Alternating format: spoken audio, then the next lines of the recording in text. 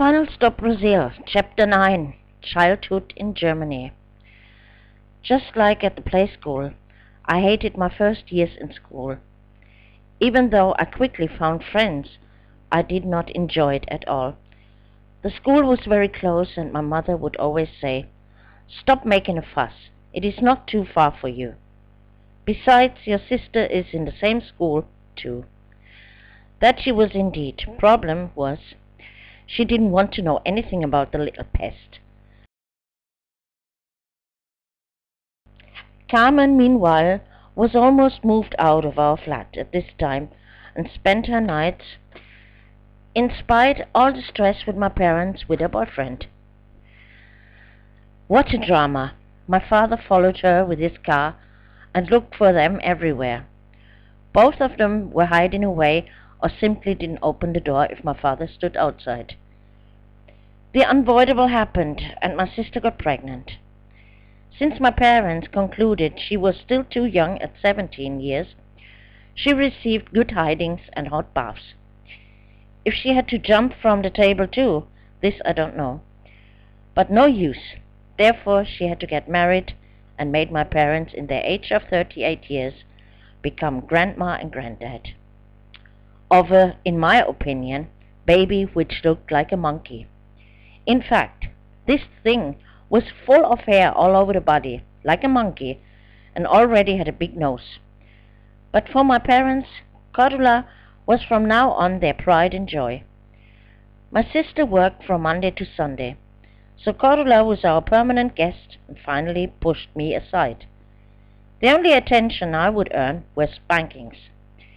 Either if I had done something wrong, which was seldom the case, or, and that happened more often, if I was only asking a question at the wrong moment.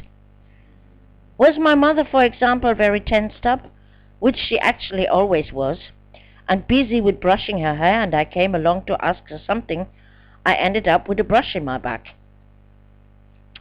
More and more I withdrew myself from the entire family and spent my time with friends.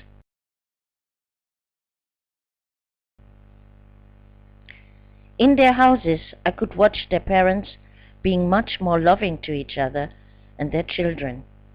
In my family the word love didn't exist. That way I came to like it if I was allowed to spend my weekends in the house of my friend. Even the food I liked in other places better than at home. The only time I hate myself at home was in the cold German winters. I hated since I could remember. Nobody could move me to play outside or ride on a sledge or something. This wasn't for me. Straight after school, I strictly stayed at home and read one book after another. Meanwhile, Elke too was out and about with her friends more than staying or inviting them at home. Besides, at home she couldn't keep a secret because I would discover everything. That way, I now had the living room almost to myself, and didn't even have to put up with this screaming creature. Contrary to me, my parents didn't like my brother-in-law at all because he didn't fulfill the normal standard. His face was halfway marked by a big birthmark on the entire right side. Besides, many times I heard when my father called him a hound dog, and I used to ask myself, what could this probably mean? I liked him very much because he was one of the few in the family who noticed me at all and even took me serious, like my grandma. During the obligatory family celebrations like Christmas or birthdays, it was he who changed the boring and partly tensed atmosphere with his humor. Therefore, it hit me pretty hard, as after only 2 years' marriage, everything was over. The expensive wedding and the even more expensive wedding dress, everything naturally financed by my parents, for nothing. It ended how it began. My sister got slaps in the face, and my brother-in-law was run out of the house with loud shouts. I called after him, "But I like you, and that won't change." Like this way I never wanted to end up. Dreamed already very early of an eternal love of my life with 2 children I would raise with much love and without violence. After the cold month of winter, I was always looking forward for the first sunbeams in springtime. But this also would be spoiled for me. I started to suffer from heavy hay fever in an extreme way. Each grass blossom would cause a runny nose and swollen eyes.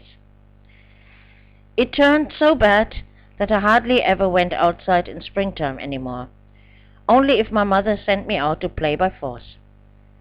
This allergy would last until the middle of August. Afterwards I could breathe again, but then was the time when wasps and hornets were zooming around in the air. Since I can remember, I was dead scared of these insects. I actually panicked when a complete population of hornets decided to build a nest right next to our kitchen window. And my mother always stayed with her attitudes. When she cooked, the window had to be opened, no matter if it was winter or summer. That way, we regularly had half of the population of these hornets in our kitchen. I fled to the living room and closed the window and the door to stop the wasps in the garden from coming in through the back. Most interesting, though, was the battle against the hornets if my father was at home. At first he sneered at my mother to close that window, whereupon she sneered back at the window would stay open. Next thing, my father grabbed a towel for defiance.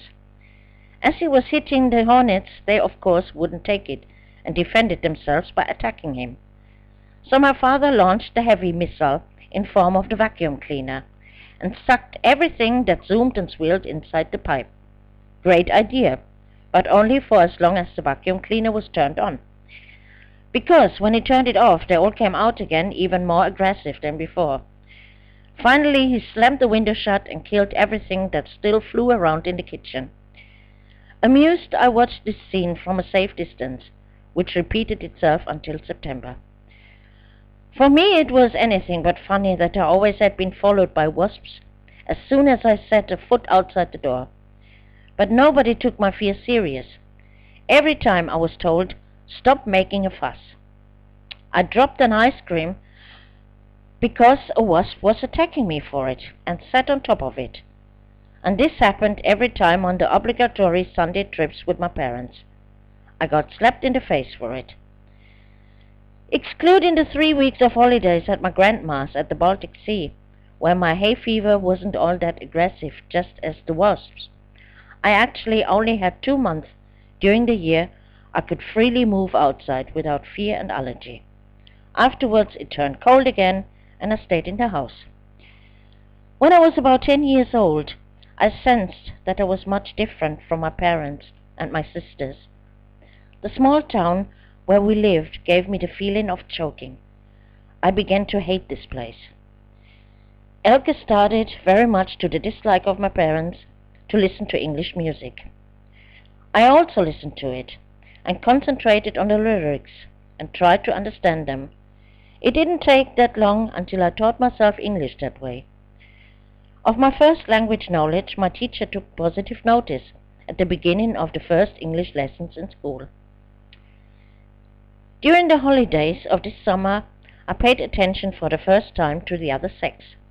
But it certainly wasn't some German boy, no.